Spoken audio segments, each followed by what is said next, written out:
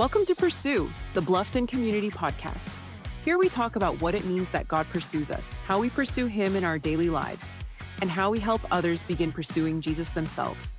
Whether you're new to faith, growing deeper, or helping others follow Christ, this podcast is for you. Let's pursue Jesus together.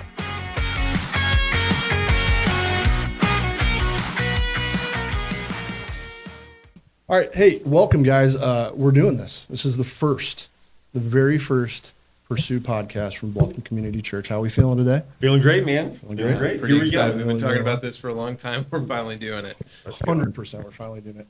So I'm Kyle. If you go to Bluffton Community, you've probably seen me up there a few times.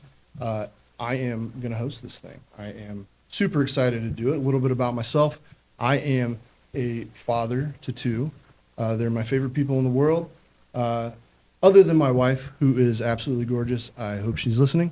And I get a little bit of brownie points because that would be good. I always need those. Like another luminary in this room, Mr. Ben, I'm a huge Notre Dame fan. Huge sports fan in general. I love all things Cleveland Browns. And then Notre Dame worked its way in there. So don't apologize.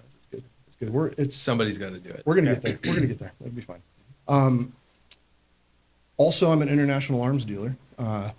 That's pretty new for you, right? It's pretty new for me. Yeah. It's part of what I do. So yeah, that's me. I'm going to be hosting this thing, just kind of keeping it moving forward, asking some questions. I know it looks like we're in a police interrogation room currently. We are not. This is Bluffton Middle School. Their media room. We're super thankful for them to let us do this. Yeah. That's me. What about you guys? That's you. Yeah, I'll go. Thanks, Kyle. Yeah. My name's Marty. I love Jesus, right? And just blessed with an incredible bride. Way to one up him right off the bat. Sorry, man. Just get off the bat. Where do we start? Off the Jesus. bat. And honestly, I've been. You went for browning points. Mrs. Cotter knows this. She's the best. I have the best bride. Love her so much. We've had 6 kids. I get to elder along with Ben over here at Bluffton Community with all you guys. And that's You're an international arms dealer. Congratulations. Mm-hmm. I happen to be a contract killer when 100%. I'm not doing these 100%. things. So people think we're joking. they don't do. know. And Totally not. That's actually what we are. We In do a it. sense, both of you are telling the truth. we do it. In a sense. Big Daddy Ben, let's hear from you, man. Yeah, so I'm Pastor Ben. A couple years ago, I took over as the pastor at Bluffton Community. Before that, I actually worked here in this building. So super cool connections that we're able to use this space and use their technology that they've already got going. So thanks Courtney Morris for helping us out with that. But yeah, I've got 3 kids at home, got a beautiful wife just like these 2 guys. I'm partial to mine over there too, but I understand where they're coming from on theirs. So we're all super blessed by the wives that God has given us, and just the fact that they're letting us hang out Thursday night at it's now past 9. That's right. And we're getting Closing going in on on this 10. thing. So yeah, we're pretty excited about getting this thing rolling. But hey, let's not forget about the 4th guy in the room. That's right. The guy behind the scenes, making all this thing happen, hooking all the technology up. We got the Matthew McConaughey. All right. Who knew Yeah, that's Matthew right. McConaughey was such He's a here. wizard with technology? Well, ours Absolutely. is. So thanks, Matt, for making this all happen. Thank you, Matt. Thanks, You're the Matt. man. Speaking of getting to hang out a little bit, that was my main reason for suggesting we do this forever ago. That's right. Was just so we could hang out. But I think there's also actually a purpose behind this podcast. So do one of you guys want to jump into that? Or? Yeah, I could start. I think that, and Kyle, we've talked about it, on church on Sundays, we talk about hey, there's the teaching team, and we spend time together as a teaching team, and there's just a lot of stuff that hits the cutting room floor, right? There's stuff that we just don't have time for, and maybe in this particular sermon, it wouldn't make sense to go down that path, but there's good stuff that this will offer us an opportunity to take a little bit of a deep dive into what we've talked about that week, and maybe open up a little more area for discussion as we go into small groups and things like that. And invest a little bit more into that. I don't know if you have anything you want to add to that. Yeah, I think I'm excited about you. You've got a set amount of time on a Sunday morning to talk about things. Sometimes you can touch on them, but you can't go as deep into some things. Sometimes you just can't talk about it at all. And so I think this is going to be a great opportunity for us to talk about hey, you said this on Sunday morning.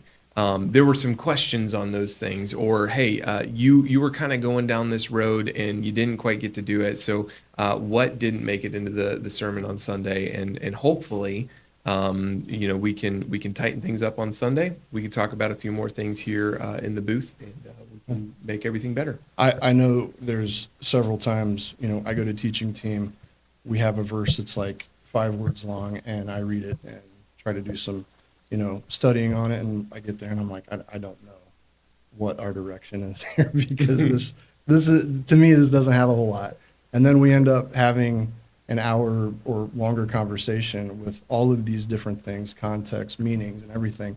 And those things strike me as super important. And like you guys are saying, they don't always get to the sermon, but like I would hope through this we can share some of those things with everybody else, because I think it's incredible. It's incredible stuff. Man, I got to say, the sermon series that we just wrapped up, it was pretty cool, because in the last 3 weeks, we just got to see 3 different teachers. Shout out to Brendan and Jeremy and Andy. Yeah. They really stepped up. While Ben, you were on a trip, and We'll get into that's that. probably today maybe our focus is maybe Yeah. we go into a little bit of that. So- But I just wanted to thank those 3 guys for really for stepping sure. up and leading our church well. Absolutely. And that was a blessing. Absolutely. Yeah, I think by the time this podcast comes out, we're going to have wrapped up that series with the feeding of the 4,000 and the ending of Matthew 15. So we're pretty excited about that coming out, and we'll be talking about that. Case more. in point, we talked about feeding the 5,000. Yep. And then the scripture was feeding the 4,000. I'm like, what in the world are we going to do that's different from the previous sermon? Right. And when we had our meeting and we had our teaching team meeting, I was like, there it is. Like, there's everything. Yeah. It's awesome. So, yeah. So that's kind of our purpose in this. I think that's our why. That's what we want to do. We want to get some of those things across because, like I said, I think it's just awesome. Like, for me, it's awesome. I think for you guys as well. It's nice to hear that. And it goes with the name of the podcast, right? Right. Like we called it the Pursue Podcast because God pursues us first, and then our response ought to be pursuing Him more deeply in our daily lives. So, Yep, absolutely. So I think that's the first question. We've kind of answered that. The second question is, like, in the future, what do we hope to accomplish with this? Like, what are our goals moving forward? Like, let the lovely people know, like, hey, we're doing this because we want to do what? Yeah, I think what we were just talking about, taking a little bit of a deeper dive. I think one of the things that I'm really looking forward to is bringing more voices in that we don't always get to hear. Like, so who are some of those teaching team members that you don't see on the stage? Because that's the beauty of teaching team, is you can be part of the teaching, you can influence teaching, but you don't have to be the guy who's up in front of everybody. Right. And then one of the things that we talked about a long time ago, that we just really didn't ever get to, like, recording and putting it out there on video, is like the site stories.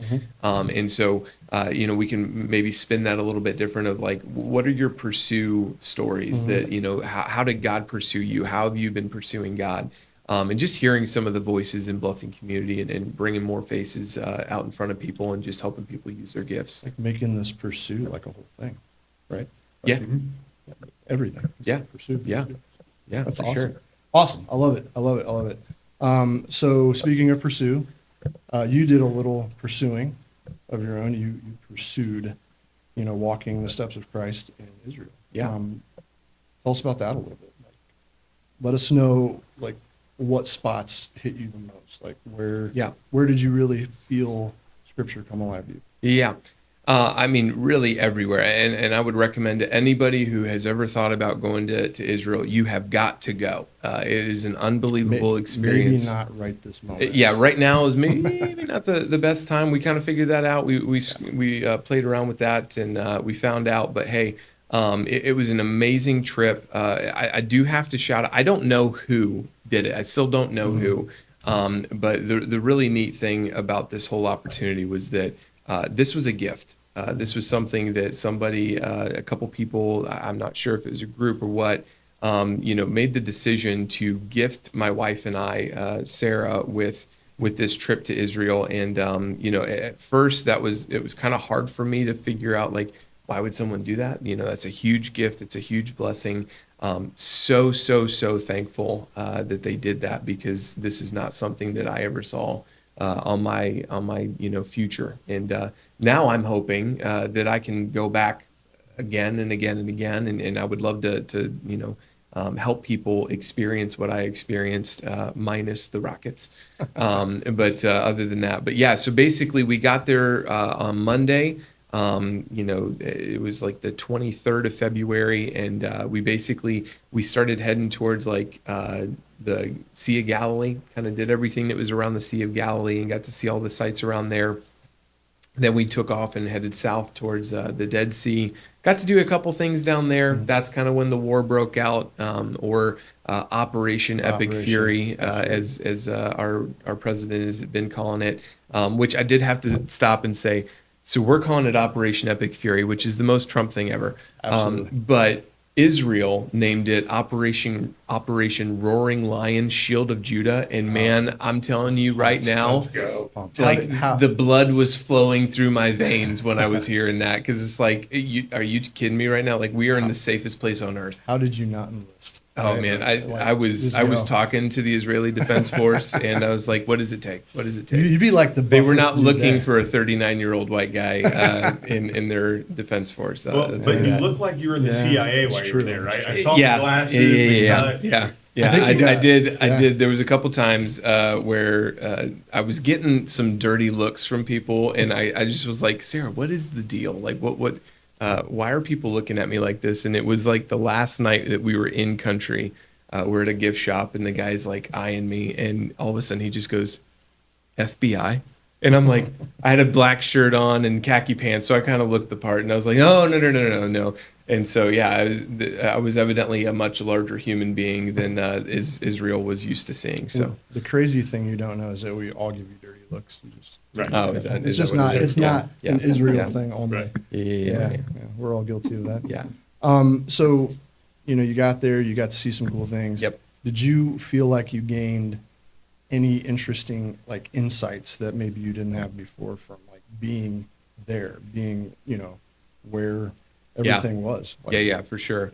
I mean, just kind of having this weekend, we're finishing up our series in Matthew 15, and just having an understanding of the geography, I think has been so helpful. Just I now have an orientation of the Sea of Galilee, where were the places that Jesus went to, where were the places that they were on the boat, like when Brendan talked about Jesus walking on water. We got to be on the boat in the stretch of water where he walked, and all of that. So did you try?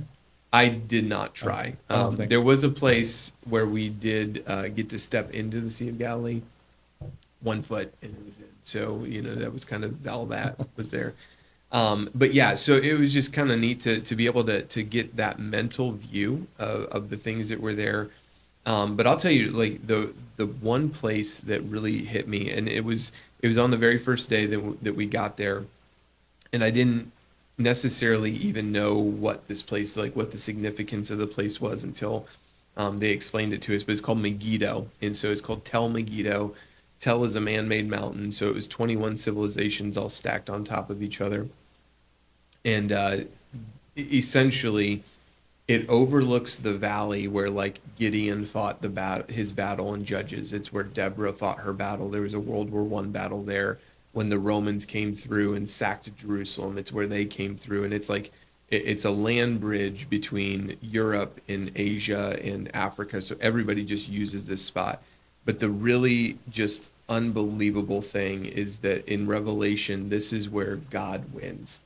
And so I'm sitting there in a parking lot because we got there a little bit late. We weren't able to go into the whole thing.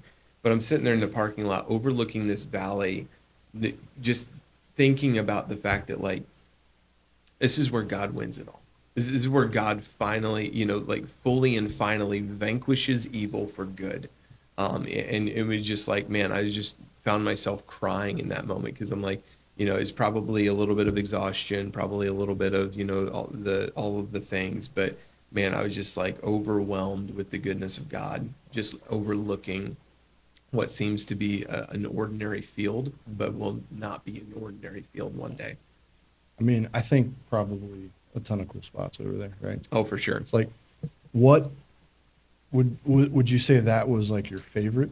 Or was there other spots that were just, or was it just yeah, I know when my wife and I and some friends Matthew McConaughey Yeah. and his wonderful wife went to Italy. Like every time we turned our head, it was like, this is the new coolest thing. like, this Yeah, is the yeah. new coolest thing. Right. This is the new coolest thing. Like Yep. for you, was it like, this is the new coolest thing? This is the new coolest thing. Almost so much that you can't like appreciate everything. And Right. And I think that was like, so we got there on Monday, everything kind of broke out Friday afternoon, night type of stuff, and then into Saturday. And Sarah and I looked at each other when we got home, and it's like, I'm really glad we got to do Galilee.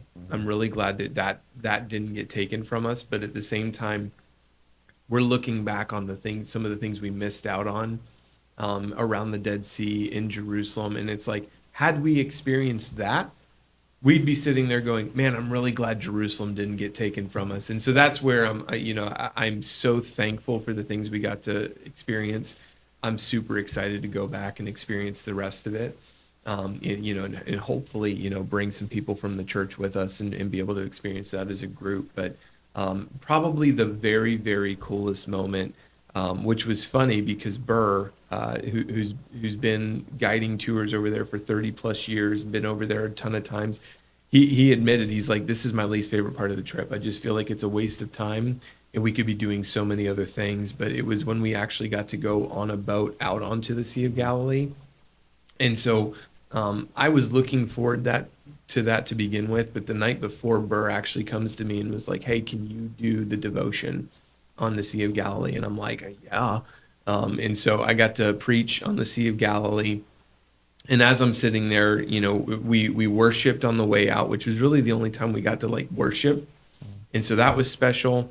And we get to the part where they're turning off the engines and, I'm all like worked up and thinking about the things. And I just wanted to start with the reminder of like, man, we are in the middle of the Sea of Galilee.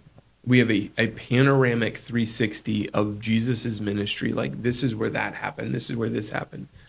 And I'm getting ready to be like, hey guys, like, don't miss the moment. Look around, just take it all in. And I look up and there was this like I sent you the picture and you were like, dude, is that even real? And I look up and it had just started to drizzle and the sun is shining through the clouds and there's this perfect rainbow. And I kid you not. We are in the spot where Jesus walked on water and Peter walked out to him. And it was like, you could see both ends of the rainbow. And guys, it was like God just like showed up. And like, I was trying to get everybody to look. And I looked up and I just went, rainbow. And everybody just shot up started taking pictures, we ended up calming back down. But man, it was just like, God has been here the whole time. But man, it was like so thick in that moment. It was just really neat to experience that. Yeah, that's what I was going to ask you about. That was my favorite picture. And I did. I was like, dude, is this an AI picture or what is this, man? And honestly, Marty, I don't even remember taking the picture. And then after that moment, I hadn't sent that picture to anybody up until that point. I hadn't even seen it. I was just like flipping through things. I was like, oh, that's a cool one. And you're like, dude, is that real? And I just sent that to everybody then. And that was like that. Anytime someone texts me like, hey, how are things going, especially after the war started, I just sent them the picture of the sun shining through the clouds. They were like these beautiful, bows of sun and just the colors and everything. So if you're listening to this after Sunday, you will have seen this picture because I'm going to show it on Sunday during the sermon. I think if you're not able to make it on Sunday or don't see it, possibly we can maybe integrate it into the podcast so people listening can check it out. Man, we're getting fancy. Fancy. Man, well, I'm making round one. We can already put images in post-op. Oh, I'm writing checks. I'm telling you right now. Let's hope that Matt can figure this out. It'll be good. It'll be good. The post-production on this thing just went up to 3 hours. Well, I mean, he's going to have to edit out a lot of noises. The back of Matt's neck just started sweating. That's just because it's hot in here. That's warm. No big deal. I mean, 3 good-looking guys. Yeah, four good-looking dudes. Well, I was leaving myself out. You guys are. That's right. You guys carry the water here. You're so humble. That's what I'm known for, is my humility. So this is a 2-parter. Yeah. Right? So, was there any food that you were just like, man, this is one of the best things I've ever had? We talked to your wife about this, and she was like, well, there's a few things. Yeah. But she didn't seem super jazzed about the food. So it was interesting because leading up to the trip, there's a couple pastors that I'll listen to, a couple podcasts, and like every single one of them was talking about going to Israel. Yeah. And one of them was he made the comment, they were talking about the food, and they're like, oh my gosh, the hummus. And the guy was like, man, I would bathe in that hummus. And so like I was looking forward to the hummus. It was good hummus. It wasn't like amazing hummus. So I don't know where he went, but yeah, like the food's just fresh. It's good. I think I lost like 10 pounds and I ate everything. And so, it's just healthier over there. Just feel better about it. The first night we were in the hotel, they had like whole fish. And so I had that because, you don't get whole fish with the bones in it here in America. Like the ones that stare at you? Yeah. So I did that, and I felt pretty good about it because nobody else in our group took it. And when I went back up for more food, they were gone, and all of the locals were eating that fish. So I'm like, I'm eating like the locals. I feel good about that. The one interesting thing about Israel is they go by kosher laws. And so when we were staying in the hotel, if anybody's ever, had Hebrew national hot dogs and they're kosher and all that kind of stuff. So there's all sorts of rules behind that. But one of the things that they really pay attention to is you cannot have meat and cheese at the same meal. So every morning, it would just be like amazing cheese spreads and yogurts and all of the different things, and probably some cheeses that you wouldn't think for breakfast, but that's what they did. And then in the evening, no cheese, like no cheese for lunch, no cheese for dinner, because they have to keep them separate because there's a law or a law that God gave the Israelites in Leviticus, I think 19, that says you cannot boil a kid, like a baby goat, in its mother's milk. So in order to make sure that they don't do that, they don't even put cheese and meat together. And so like there's McDonald's over there. Some of them are kosher McDonald's where you can't get a cheeseburger. Some of them are non-kosher McDonald's because there's a lot of Jewish kids who are secular and they're just like, I don't care about the rule, I want a cheeseburger. But it dawned on me about halfway through the trip, I'm like, these poor people have never had pizza with meat on it. They have had cheese pizza. It's like, oh, they're missing out. Crimes against humanity. Right, I know, yeah. That's right. One day, Jesus is going to reveal himself. They're going to have bacon, and they're going to have it on a pizza, and they're going to be like, what have we been doing? What have we this done? Entire time?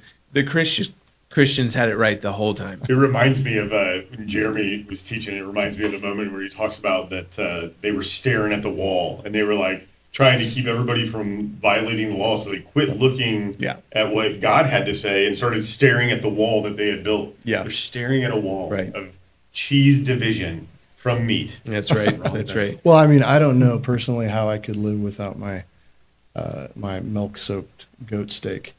Right. It's like right. I boil my kid in its mother's milk all the time. It's talking about my goats, it's a right? Weeknight staple in our family. We can edit that out later. I don't think so. I think we got to keep that. It's good. So the reason I asked about the food is obviously you're probably enjoying these meals with your wife. Yeah. What, if anything, did this trip, like how did it impact you and Sarah's relationship? Yeah.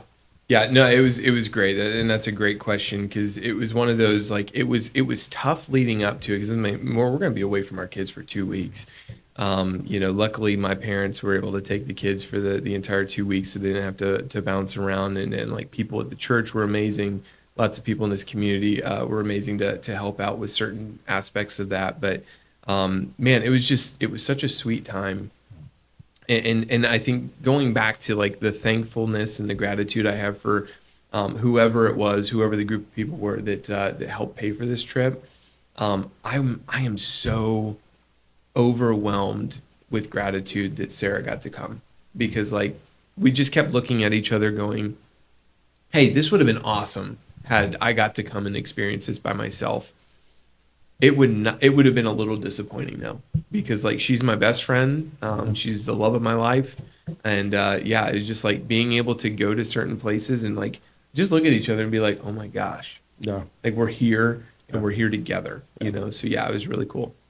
How did like that was an interesting thing for me is you had, when we talked and things had started kind of going down over there, you had a piece about you, right? Yeah. How did you balance like being the protector husband, having your bride over there, and like you mentioned that you saw the Iron Dome doing its job, like taking down missiles and things like that. Like, how did you balance being like, hey, I know that we're okay, and I need to protect my bride and get back home to my kids? Yeah. So when it first went down, protector mode was a little bit more in gear.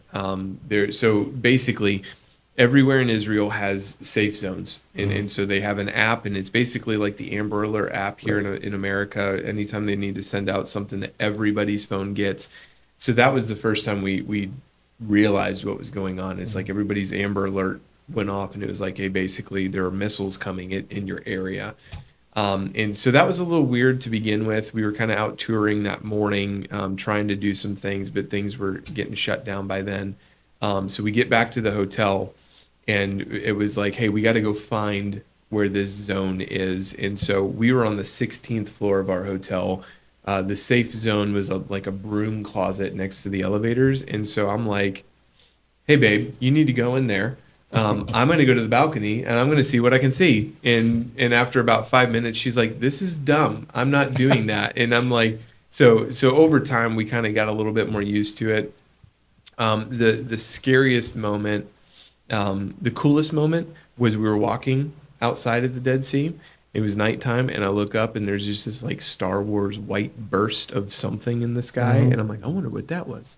Took a picture of it, didn't get the whole like video thing. I'm watching Fox News later that night, and it's like, hey, you see these little white bursts in the sky? That's where a missile interception happened. And I was like, oh, that happened right above our heads. We should probably not walk outside right now. So yeah, just some of those ignorant moments. But man, I just, like you said, I just had a piece about it. Their defense system is like 4-tiered. So they've got 2 and 3 Arrow, which is a cool name. They've got the Iron Dome, which everybody knows, but the coolest name is one of their defense systems is called David's Sling. Yeah. So again, like Operation Roaring Lion Shield of Judah, David's Sling. I'm like, man, God did not bring us here to die. So, and if he did, what a place to die. Yeah, so like, let's go. Sure.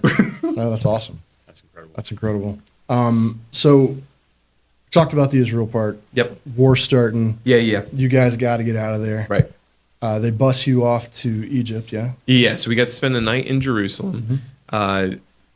We had one missile interception in Jerusalem. We had just gone to bed, and that one was a little crazier than the ones from the Dead Sea. You could hear them like rumble in the distance. The one in Jerusalem shook the building, and it was like, oh, that's different. Yeah. So, but then the next morning, we got on a bus and we went to Egypt, and so the neat thing was like our mindset was pretty cool. Like, man, we're getting to do things, getting to see things that people have never experienced. This is a new opportunity for our tour guide even. One of the things I was super disappointed about was when we had gotten to Jerusalem, we were going to go to the Museum of Israel. They had just put the 2,100-year-old scroll of Isaiah on display.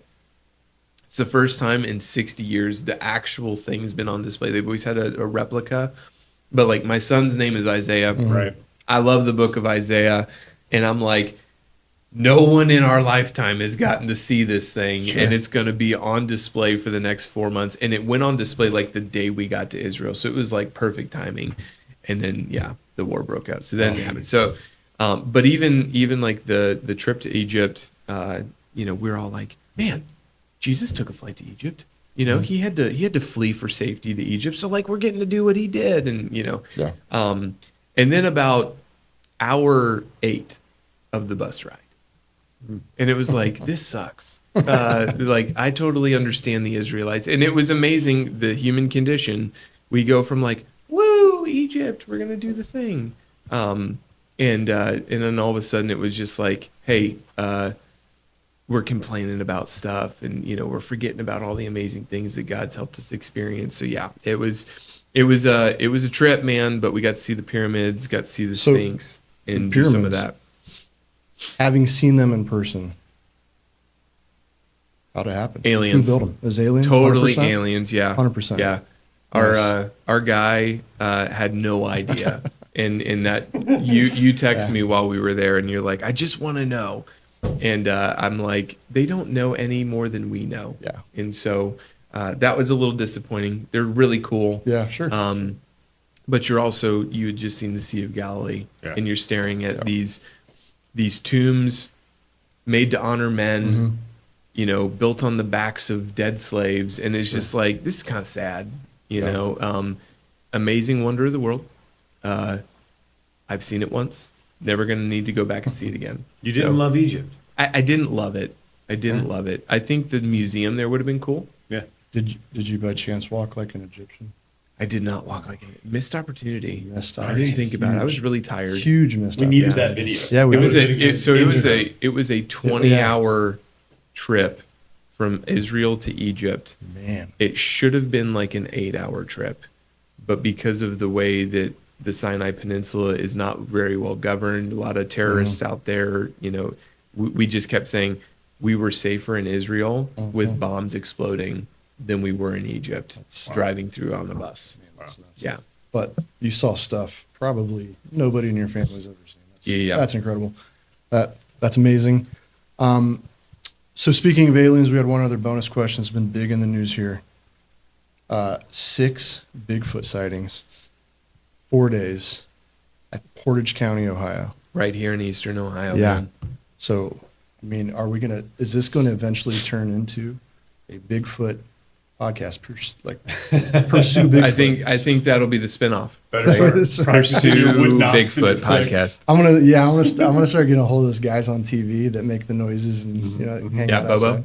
Yeah, Remember that Bobo? guy. Yeah. Bobo. Hey Bobo, go over on that hill and give us a sound. Well, we're gonna end it on Bigfoot because why not?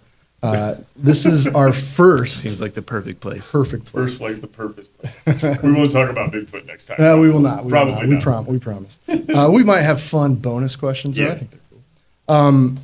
So yeah, this was the first. Maybe not perfect, but we're gonna get better at it, I think.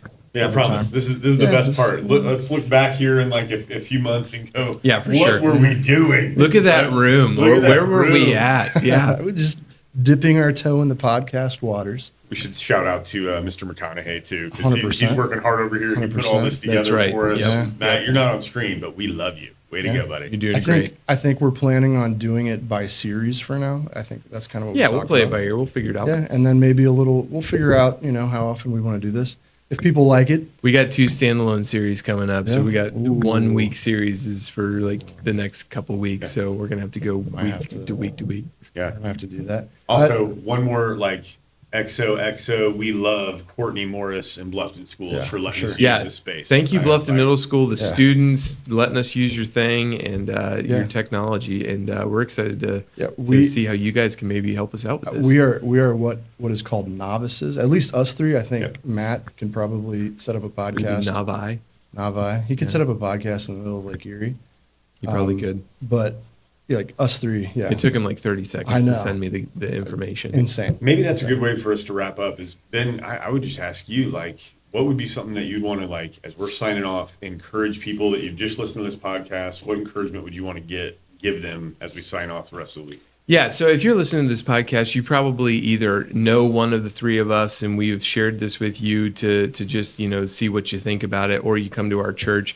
If you were listening to us and you don't go to Bluffton Community and you're like, hey, those 3 guys seem like a good time, come check us out on Sunday mornings. 9 o'clock, 11 o'clock, we are in the building at 601 North Main Street, right across from the pool. It used to be known as the Center.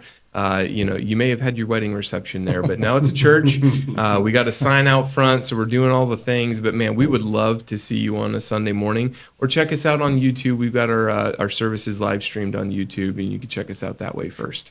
Kyle, do you have any last notes for us? I think he got it. Anything cool that I was going to say just got trumped. He knows it. Yeah. All right. All right. Well, We love you guys. love y'all. Stay in pursuit. We're working out taglines. Stay in we're pursuit. Keep we're gonna pursuing. be playing around with the Yeah. word pursue a lot. Yeah. Yeah. So if you heard a lot, there you go. Hey, thanks a lot. Thanks, guys. Thanks for listening. Number Thanks for one. listening. Yeah. Number one in the books. Appreciate you. Woo woo. Woo woo.